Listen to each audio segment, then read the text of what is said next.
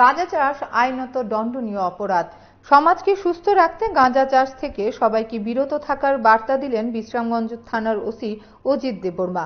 সোমবার গাঁজা বাগান ধ্বংস করে বিশ্রামগঞ্জ থানায় এসে এই উপদেশ দেন তিনি জানান, এদিন সকালে চরিলাম ব্লকের রামনগর ভিলেজের পুরান পাগলিবাড়ি এলাকায় গভীর জঙ্গলে বন দপ্তরের 20 থেকে 22টি প্লটে প্রায় 2,40,000 গাঁজা গাছ ধ্বংস করা হয়, যার আনুমানিক বাজার মূল্য প্রায় 35 থেকে 45 লক্ষ টাকা বলে জানিয়েছেন ওসি।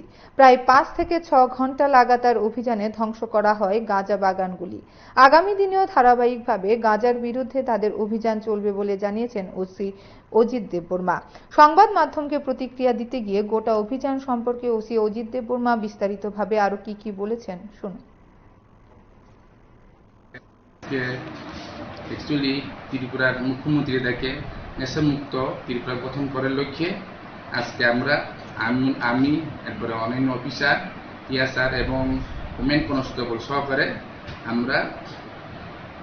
আমরা হচ্ছে রামনগর বিসির পুরান পাগলিবাড়ি ফরেস্ট রেঞ্জের জায়গাতে আমরা গাঁজা চাষের বিরুদ্ধে আমরা অভিযান করি।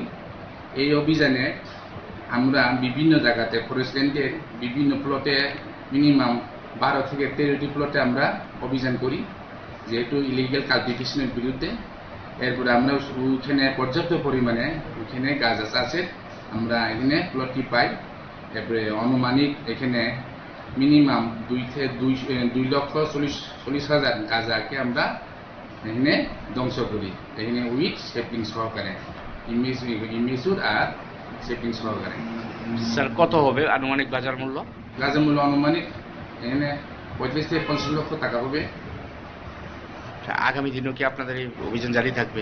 এই অভিযান আগামী দিন আমাদের এখানে একটা বার্তা থাকবো, এখন যাতে এখানে সুন্দর পরিবেশ একদম সুস্থ নেশামুক্ত ত্রিপুরা গড়ে তুলে এখন প্রথম ঘরের লক্ষ্যে ত্রিপুরাবাসীকে এখানে যে এলাকাতে ওইখানে যে গাঁজা চাষিদেরকে এখানে আমার একটা অনুরোধ থাকবো, ওই যাতে অবৈধ কাজে ইলিগাল অ্যাক্টিভিটিসে যাতে এখানে জড়িত না হয় তারা, আর সেখান থেকে যাতে বিরত থাকে এবং সুস্থ সমাজ এবং সুস্থভাবে যাতে বসবাস করার জন্য আমি আমার তরফ থেকে অনুরোধ করছি সবাইকে।